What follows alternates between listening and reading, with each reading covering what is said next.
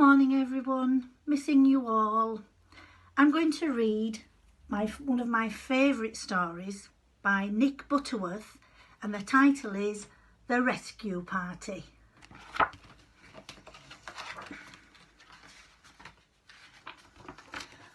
What a perfect day for doing nothing, said Percy the park keeper. Percy was having a day off. He and some of his animal friends had brought a picnic to one of their favourite places in the park. Percy took off his cap and made himself a sun hat, tying knots in the corners of his handkerchief. Then he propped himself against an old stump and opened his book.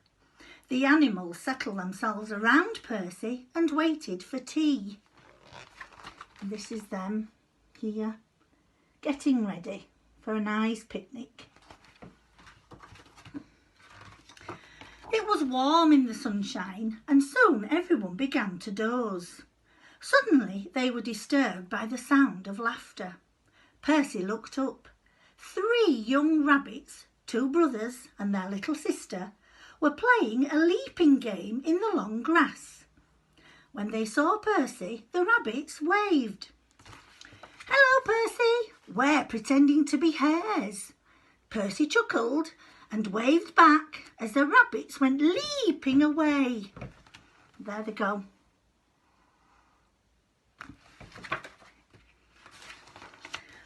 The 3 rabbits were having a wonderful time. "I can jump the longest," said one. "I can run the fastest," said his brother. "And I can jump the highest," said the smallest rabbit, and she jumped high into the air. Whee! And there she goes. She has jumped high. But as the little rabbit landed, to her brother's surprise, she completely disappeared. Oh no! She crashed right through the rotten cover of an old well. The 2 brothers stared at the hole in the ground. Then they began to wail. Oh! Can you see? She's totally disappeared. I hope she's going to be okay. Help! The ground has eaten our sister. Help! Somebody help! Somebody, of course, meant Percy.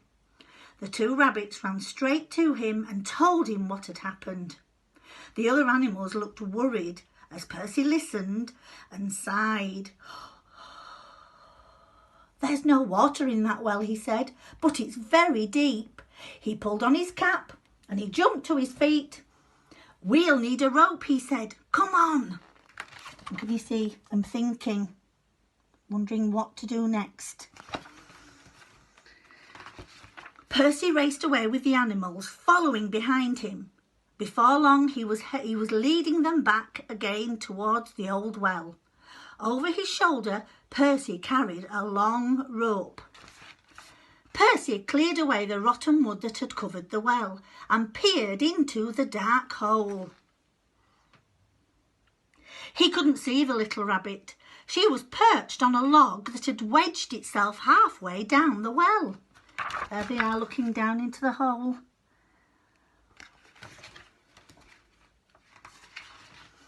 "Hello!"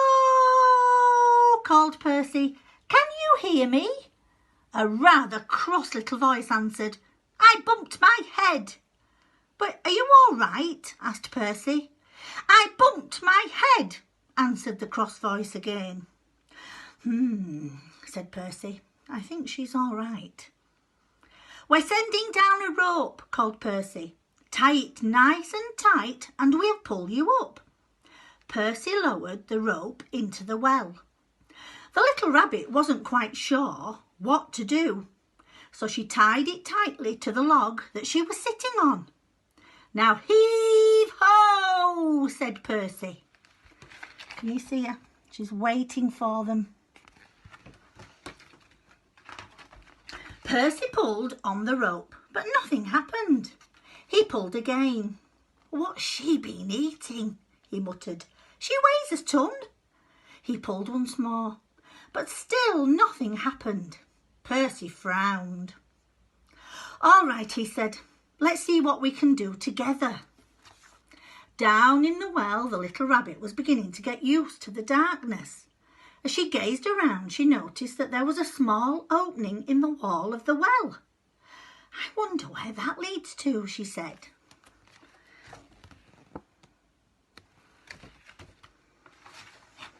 At the top of the well, the rescuers lined up behind Percy, ready to pull on the rope. "Ready?" shouted Percy. "Heave!" Something in the well moved. "Keep going," said Percy. "She's coming." The rescuers pulled and pulled. They grunted and they groaned and they quacked and squeaked. Up came the rope, but as it reached the top, the rescuers got a terrible surprise.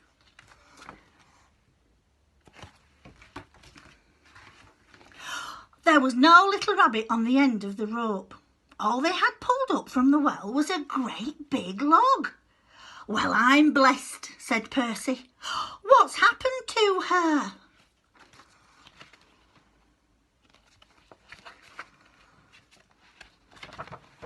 "She's turned into a log," said the fox. "She's at the bottom of the well," said the squirrels. "She's lost forever."